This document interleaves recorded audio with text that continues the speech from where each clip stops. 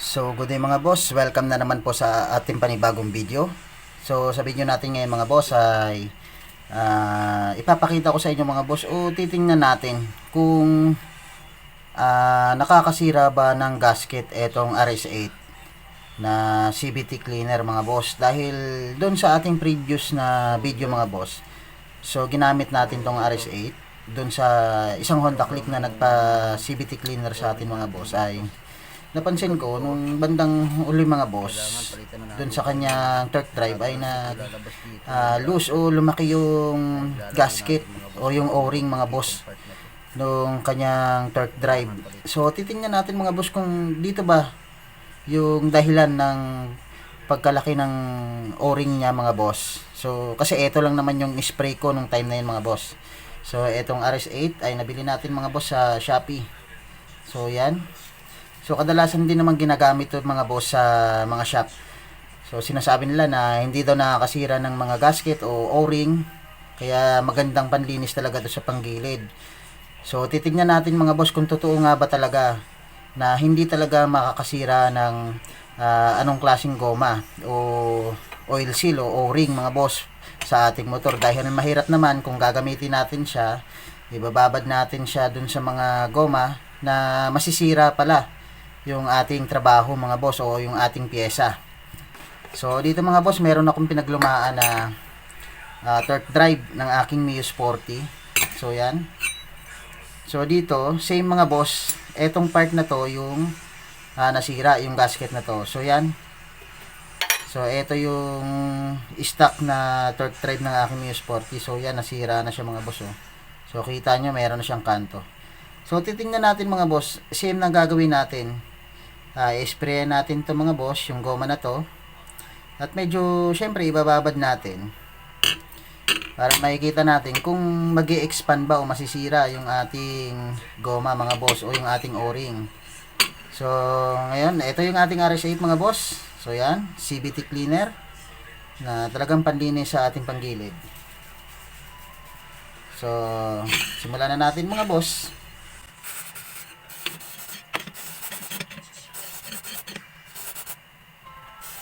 Ayan, titingnan natin mga boss yung resulta.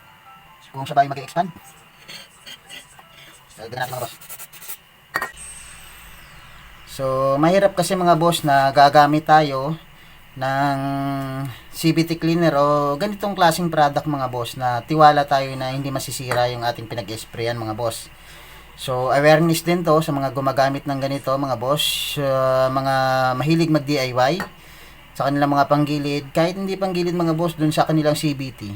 So para awareness mga boss kung totoo bang nakasira to o hindi, dahil mahirap naman na tiwala tayo na hindi masisira, pero pagdating ng i-assemble na natin yung ating mga pyesa ay mag-i-expand na yung mga o-ring natin. So mahirap kasi minsan na maghahagilap tayo ng pyesa, lalo yung mga o-ring na walang available mga boss. So yan, hintayin lang natin mga boss.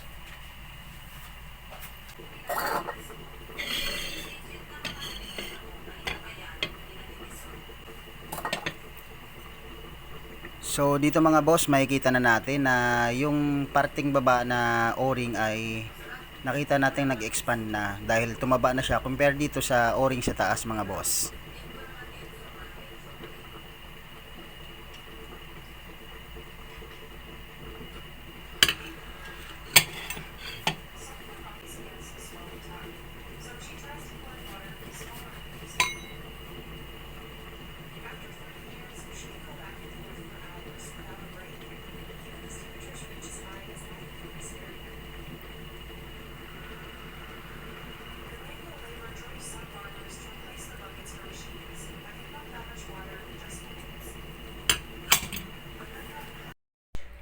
So ito na nga mga boss,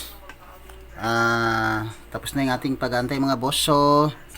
So ito yung nangyari sa kanya.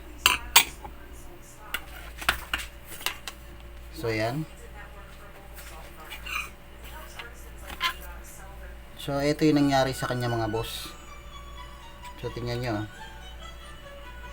So ganyan yung pwedeng mangyari sa kanya pag nababad natin yung goma o o-ring dun sa ating CVT o sa ating mga karburador na lilinisin mga boss.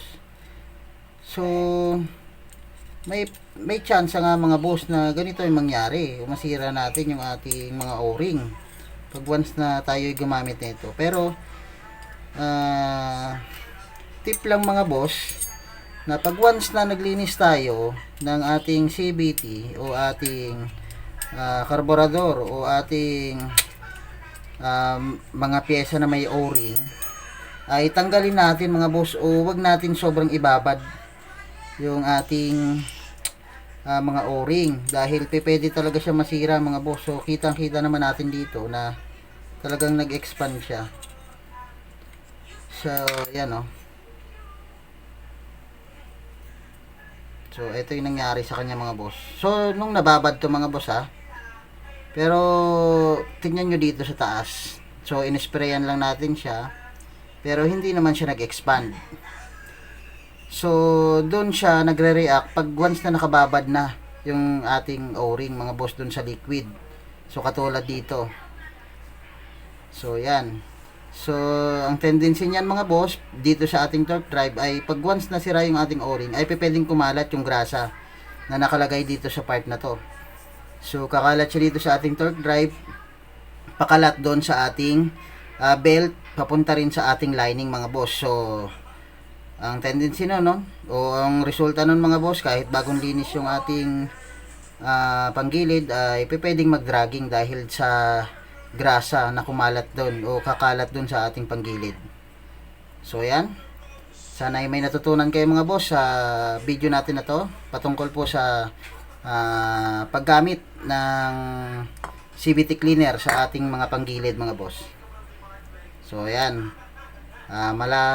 maraming salamat mga boss sa panonood sa ating YouTube channel dito Medina TV, at wag po natin kalimutan mag-like, share and subscribe mga boss para lagi po tayong updated sa mga panibagong video ang ating gagawin mga boss. So yan, muli po marami pong salamat mga boss at God bless.